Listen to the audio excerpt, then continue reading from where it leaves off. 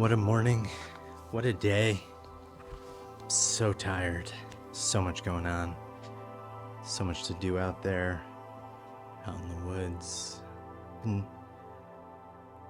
chopping down trees. Pine trees. They're like weeds. You shouldn't ever feel guilty about cutting down a pine tree. Eastern white pine. Hardwoods, think about it, but you don't have to think about a pine. If you see a pine and it's in the wrong place, take it. No big deal. No one will miss it. And 30 other ones are growing. Welcome. Thanks for coming. It's the Hotline Show. It's the 16th one. If you don't know, people call, they leave a message, ask a question, leave a comment. It can be about anything. A lot of people talk about photography. Maybe not so much this episode, but whatever's on your mind, just call. I don't have any calls right now other than these 4 calls. We have 4 calls today. After that, if I don't get another call, there might not be another show. It's June 16th, 2024. Did I say that? I don't remember. I'm tired. I have to wait now. See how it's dark out. It's 8:30 p.m. My bedtime's in 20 minutes.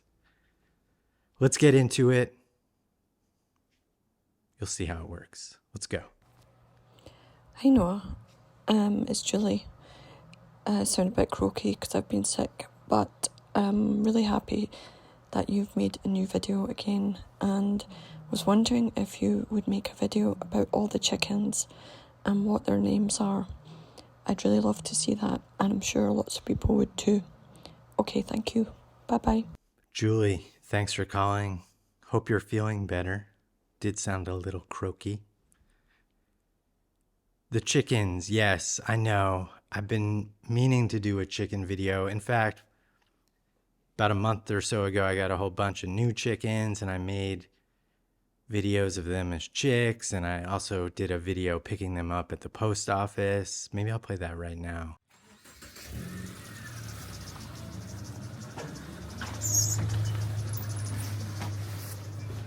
Hi. Hi, how are you? I hear them. No one's here. Do you see one now? I see silhouettes. Oh. They sound good.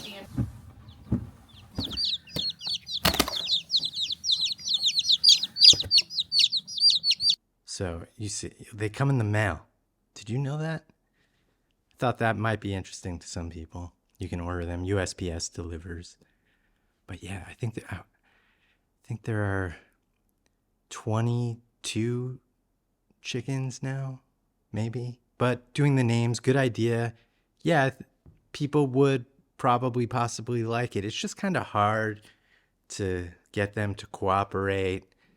It's just like a thing, and I could do it, and I should, and maybe that's where this entire channel goes. It becomes the Chicken King, and all we do is cover chickens, and I don't know. There's part of me that feels like I've exploited my chickens enough.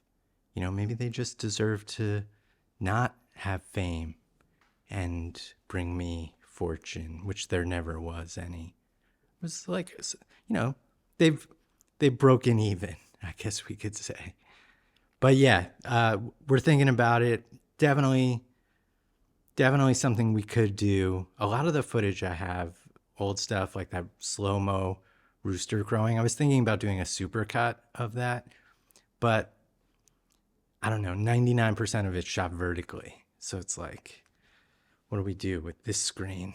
You know, it's like, should we, I did it last week. I just like expanded it. I guess we could do that, but it's fun to do those slow-mo things.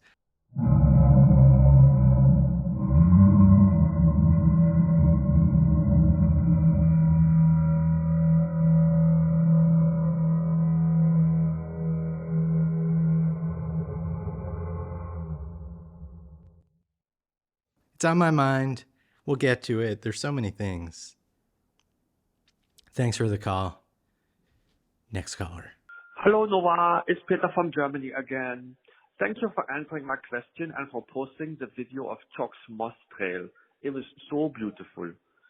Also, will there ever be another issue of Kalina Magazine? It looks very cool and I love magazines. Okay, new question. With so many years of photos, how do you locate the right photo for all the videos and newsletters about the past? Are you over-organized or is there a system? Maybe with AI? Oh, speaking of collections, what is your favorite art museum? Happy summer to you and the other viewers. Thank you. Peter from Germany again. Thank you, as always, for calling. Always really good questions, and questions that are suspiciously relevant to what I'm working on currently. And I do not know who Peter from Germany is. I really don't. But wow, always right on the money. Regarding Kalina Magazine, no, that probably won't come back. And it's funny, I used to have KalinaMagazine.com, and I was always updating the domain, just like paying for it. And then I finally gave it up, and now I think someone else has it. So that sucks. That said, this Wednesday, if everyone subscribes to my newsletter, you'll see that I'm putting out this zine, which it's printed on newsprint. And I don't know, it's like 10, 12, I don't know how many pages it is, but it's of my Protect the Network series.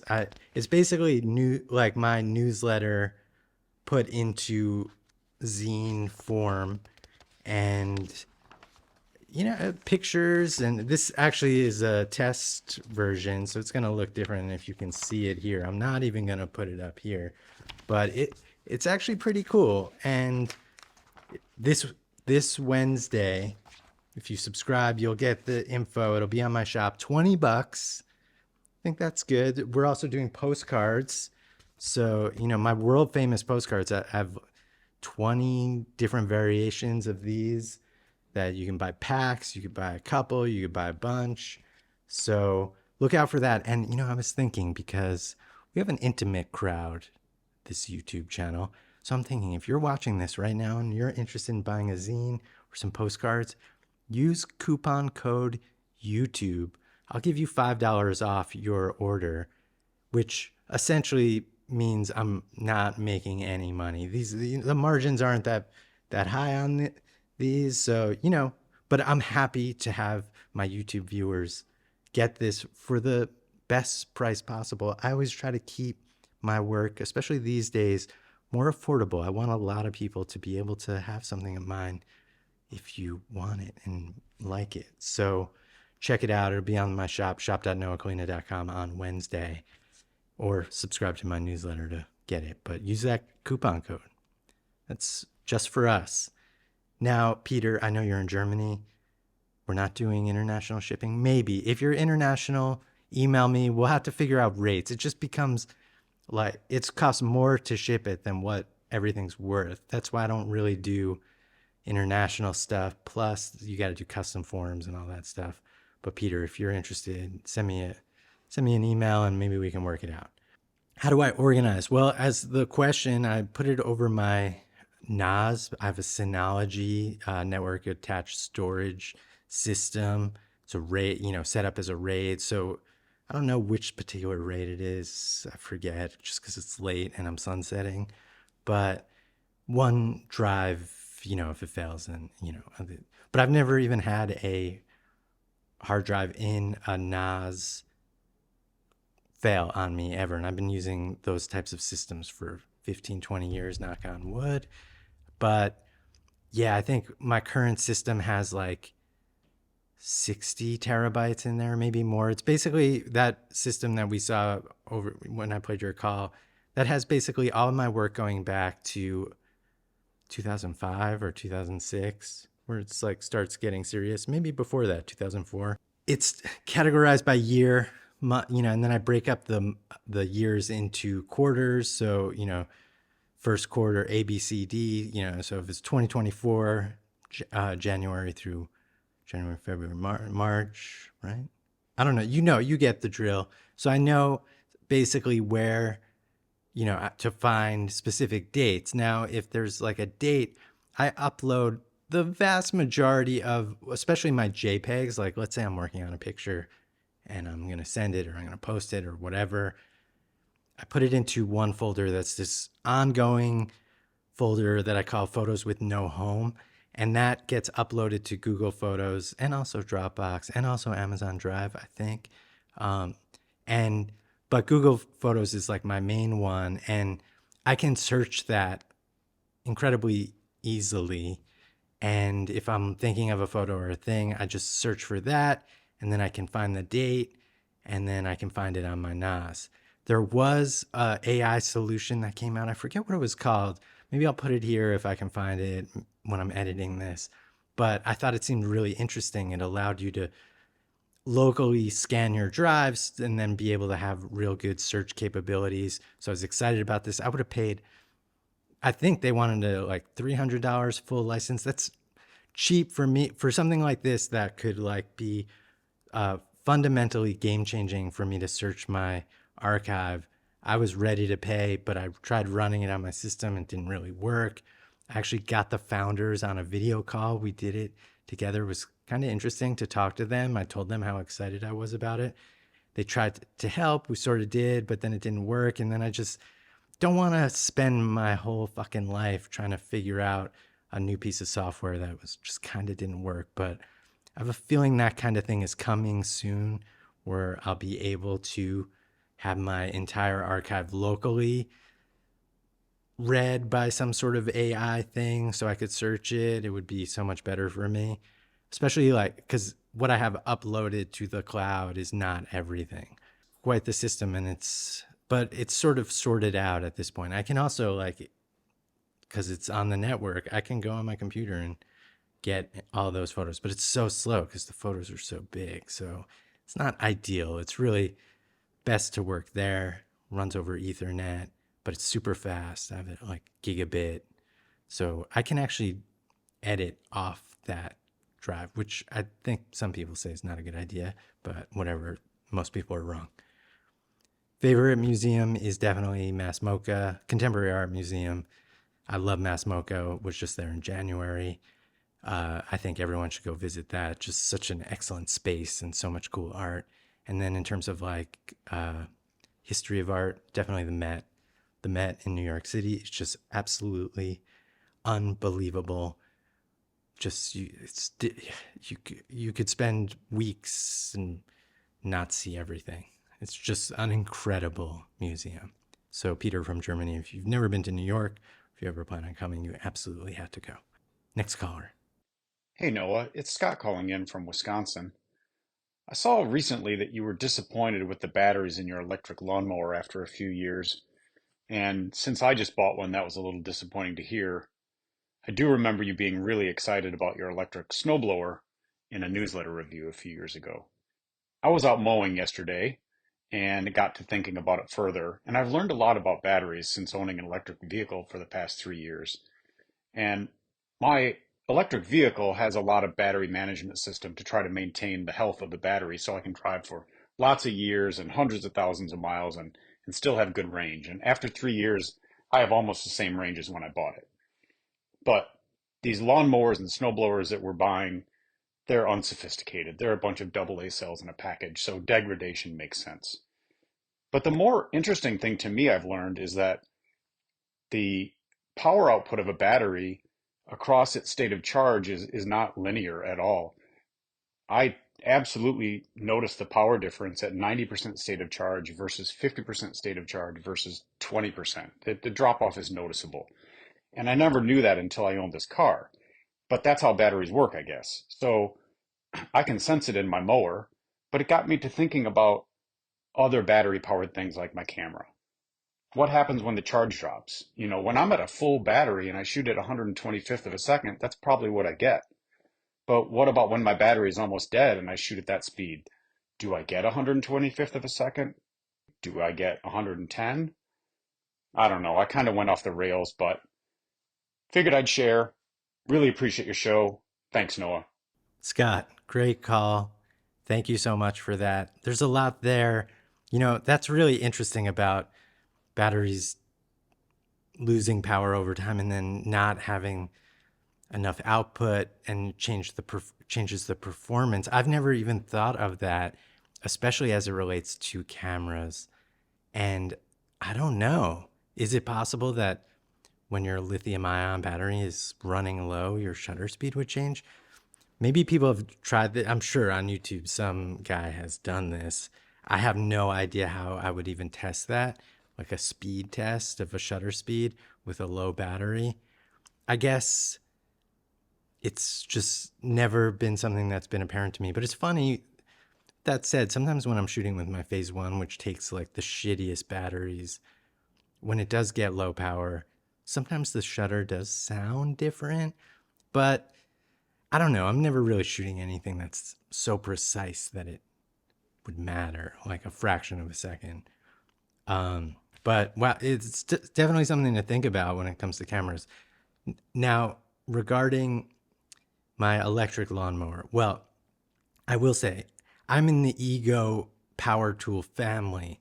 So I have an Ego snowblower, which we talked about on All Consuming, the podcast I used to do with my friend Adam. But I also have those batteries, which we played it in the background of your voicemail. I also, those fit into a weed whacker that I have, also a pole chainsaw and regular chainsaw, as well as a leaf blower.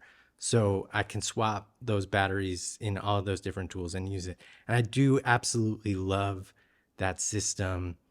The problem is I've had this stuff for 5 years now. I'm not exactly sure. Maybe it's longer, 6 years. So those batteries have been through some stuff over the years. They've been recharged multiple times. And I'm finding that they just don't hold as much power as they used to. It's just definitely degrading. And it turns like that leaf blower, and I'm not like a big leaf blower, like I'm in the suburbs or something. I do it to like clean certain areas of my property up, and when I'm doing like sort of like landscape design stuff, or after I mow, just like get the clippings off walkways, because when that gets wet, there's a reason to use a leaf blower for certain things. And I just noticed the power's gone down. And when I swap it out for another tool, it just doesn't last as long. And those batteries are just so expensive.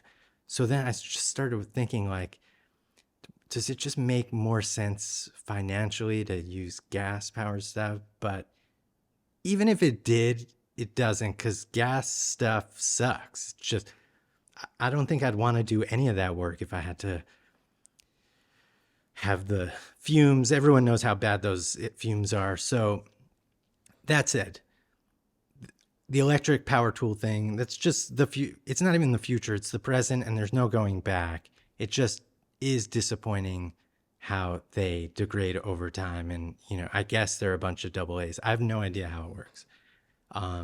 But yeah, they're not smart. They should be, but I guess that would cost more. And those tools are generally very affordable. Regarding the lawnmower, I have a Ride-On Ryobi electric lawnmower, which is not lithium ion. It's sort of like a golf cart type battery. So I keep it plugged in, trickle charging sort of like all the time. And that definitely has degraded. I guess I could take that battery out and replace it, but that went way faster, and that's also going to be very expensive to replace. That said, I have a lawn tractor because I have pretty big property, which is mostly, like mowable. There's, I have 5 acres, and probably like 4 of them are actually mowable. So the lawn tractor is really the primary mower that I use. But I got the electric because if I just wanted to do something quicker and just locally here, I figured I would use that. And I'd love to use it. It's so much quieter. It's so much better, just better. It just feels better. But because those batteries died, and I had to replace it. That's why. That's my disappointment. But I wouldn't dissuade anyone from ever investing in these types of products because, like, they're great. They're super powerful. Oh man, what time is it? 9. Damn, I don't know if I'm gonna make it. Hey Noah, it's Patrick, first time caller. I got a big question for you. You got any thoughts on the meaning of life? You strike me as somebody who might have given it some thought. You know, what what is consciousness? What is it that is looking out of our eyes? Uh, is it over when we're dead, or does something continue on? What do you think continues on? Eh, philosophize a little bit. There's no wrong answers. Thanks. Love your photography. Patrick, first time caller, thank you for calling. Appreciate that. Is it over when we die? Yes. When we die, I believe we just cease to exist. There is nothing, there is no afterlife. We just no longer are here. Would I like there to be something else? Maybe. Yeah, that would be cool if we just became a spirit and we lifted above and we saw our dead family members. I think about that sometime and I'm like, damn, am I going to be uncomfortable in an afterlife? Am I going to have to be around these people? Like, I don't want that. I don't want to see anyone. If I'm dying, I just want it to be over. So that's what I think about that. Regarding the meaning of life, I don't really think there is a meaning of life, unfortunately, but that doesn't mean we shouldn't try to make our lives have meaning. And I think we can try to do things to better the world and the people and the communities around us. So, I think it is ultimately on the grand scale pointless. Like, we are insignificant. We are nothing. But that's okay. Well, we should be grateful for what we have here and now and make the best of it and try to be nice and be useful and do what we can to get through it. Say, depending on what you're into or what you enjoy, just make sure you appreciate that and, be nice. I feel like that's kind of the thing. It's just like it's the world and throughout time. What a brutal existence. We're so lucky to be alive in this time with all these amazing things. So it's like, let's appreciate that and be positive to each other. And I don't even like to be that type of person who's like a be positive person. I'm generally not. I mean, it's bleak, but let's be real. Come on. It's okay. We can be nice to people. I try. I'm not always, but we do the best we can.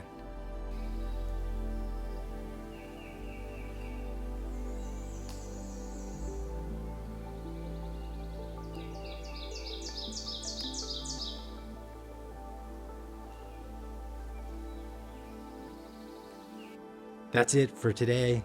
Thank you if you've made it this far. I appreciate it.